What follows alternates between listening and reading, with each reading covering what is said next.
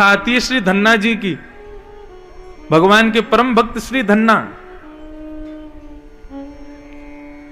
धन्ना के पिताजी ने आज धन्ना से कहा कि तू दिन भर संतों की सेवा करता रहता है, संतों की सेवा में ही सर्वस्व अपना लुटा देता है। लो ये सामग्री लेकर के जाओ और जाकर के पूरी खेत में जुताई बुवाई करो, जाओ चलो। थोड़ा पिता का हाथ बटाओ, तुमको खेत मिला है उसको संभालो जाकर के। धन्ना जी आज अपने पिता की बात मान करके खेत की ओर जाने लगे। इतने में ही सामने से संतों की टोली आ रही थी, तो संतों को देख करके धन्ना जी ने एक बार अपनी नजर भी फेरी। बोले अब संतों को देखते इच्छा होती है सेवा करने की, और सेवा करूं तो पिताजी नाराज होते हैं। तो संत अपने आप को बचा करके जब जाने लगे तो संतों ने उन्हीं से पूछ लिया, अरे भैया सुनो, हम लोग अयोध्या से आए हैं, वहां को जा रहे हैं, तीर्थ यात्रा करने निकले हैं, जरा ये पूछवे आए कि भैया ये कोई या गांव में कोई भक्त धन्ना रे, वा को परिचय बता दो कहां है। धन्ना जी से ही जब पूछा, धन्ना जी से रुका नहीं गया, बोले भगवान मैं ही धन्ना हूं। अरे अरे जय हो धन्ना जी, आपके बारे में तो सब संत चर्चा करते हैं कि भैया कभी वह गांव से निकलो तो धन्ना जी के हाथ की रोटी पाके जाइयो, बहुत संत सेवी हैं, बहुत प्रसाद पवा में, खूब आनंद से सब करें। धन्ना जी के इस भाव को धन्ना जी रोक नहीं पाए स्वयं को। संतों ने कहा भैया कहां है तुम्हारा घर, चलें प्रसादी पाएंगे। धन्ना जी बोले अब घर कहां जाओगे महाराज, घर पे तो बहुत भीड़ है, आप एक काम करो, आप नदी किनारे चलो, यहीं खुले में ही बढ़िया कंडान में रोटी बनाएंगे, बढ़िया आपके लिए जो है बिहार में क्या बनता है उसको क्या बोलते हैं, चोखा। चोखा मुझे बहुत पसंद है, लेकिन वो गैस पे बना हुआ वाला नहीं, कंडान में ही बनो हो भैया, उसी में बैगन भुने जाएं, उसी में टमाटर, उसी में आलू, और एक और बात बताऊं, वाको छिलका जो जल जाए ना वो भी अलग नहीं किया जाए, नेक नेक हटा के थोड़ा जलो जलो से हो, तब खावे में आनंद आवे।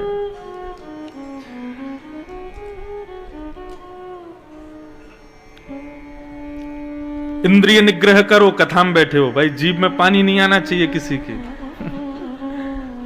आज हम अपने महाराज जी से जो हमारी रसोई बनावे ठाकुर जी की, आज हम उनसे कह के आए हैं कि आज हमारे लिए चोखा बनाना, कथा से याद नहीं पाएंगे।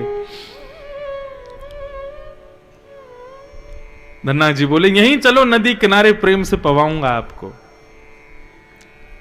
संतों को लेकर के नदी किनारे गए। धन्ना जी सोचने लगे कहां से करूं व्यवस्था, मेरे पास तो कुछ है भी नहीं, कहां से अनाज लाऊं, कहां से सब सब्जियों की व्यवस्था करूं। तभी देखा पिताजी ने कुछ सामग्रियां दी थी खेत में बोने के लिए, अब इनको कहां लेके जाऊंगा मैं। तो गए जाकर के और दुकानों में जाकर के उसी को बेच दिया, उससे जो धन मिला उससे सामग्री खरीद ली, और सामग्री खरीद करके लाए, और ला करके बढ़िया महाराज मोटे मोटे टिक्कर बनाए, चोखा बनाया, संतों को प्रेम से पवाया।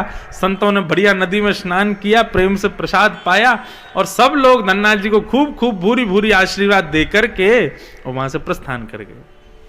शाम का समय हुआ, धन्ना जी बोले अब पिताजी पिटाई करेंगे।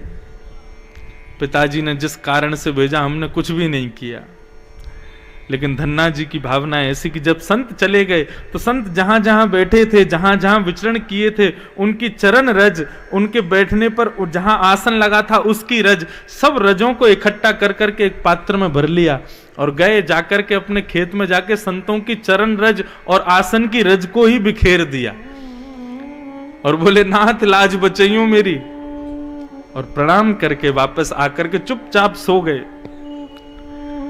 प्रातः काल जैसे ही उठे तो महाराज देखे धन्ना जी के घर के बाहर भीड़ खड़ी है।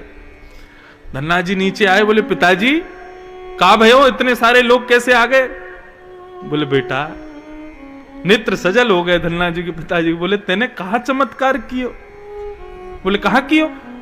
बोले अरे बेटा, जा फसल को प्रगट हेवे में जाकू खेती बुवाई जुताई करवे में इतना समय लगे, तू कल गयो, कल जाती इतना सब कुछ करके आ गयो। अरे भैया, ये सब लोग आके प्रशंसा कर रहे हैं कि भैया तुम्हारे खेत में तो ऐसी हरी हरी फसल है गई है, इतना बढ़िया सब कुछ जो जुताई बुवाई भैया बहुत जोर की भैया, एक दिन में ये संभव कैसे हो सके, या में तो लंबो समय लगे।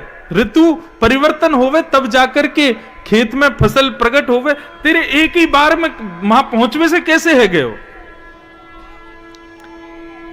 मैंने जो सामग्री दी, मैंने जो तो को बीज दिए, मैंने जो फल दिए, तने कहां बोए लाला?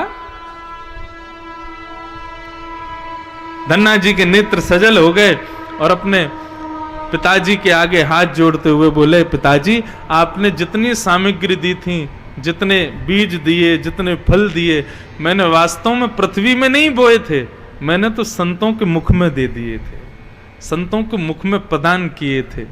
उन संतों की चरण रज को जाकर के पृथ्वी पर बोया, उसी का परिणाम ये देख रहे हो आप। वैष्णव का स्वभाव ऐसा है, वो धन का अर्जन अपने सुख के लिए नहीं करता। कृष्णदास जी का प्रसंग आता है अष्ट सखाओं में। श्री कृष्णदास जी किसी भी वस्तु को देखते थे तो उनके अंदर यह भावना नहीं आती थी कि यह वस्तु मुझ पे कैसी लगेगी, या ये वस्तु मैं खाऊंगा तो इसका स्वाद कैसा आएगा, या इस वस्तु को मैं घर ले जाऊं, घर के सब लोग पाएंगे।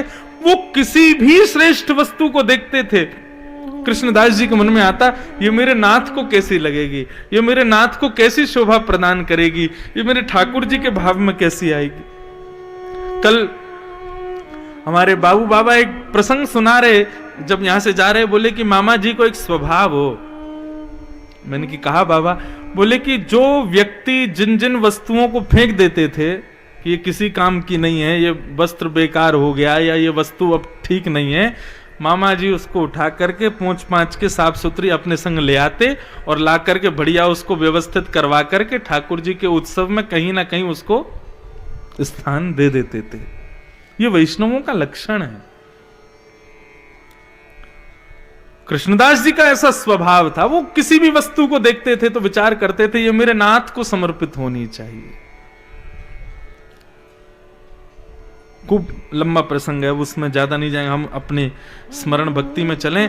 तो श्री प्रहलाद जी महाराज, तो स्मरण भक्ति के लिए किस वस्तु का व्यय करना है? एकांत।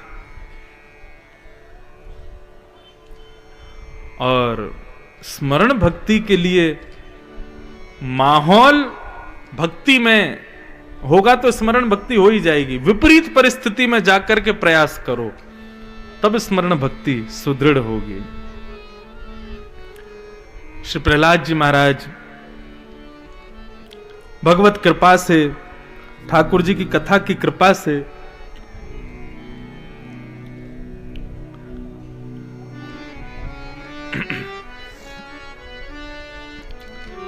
हिरण्यकश्यप के यहां तो जन्मे थे लेकिन भगवत भक्त हुए।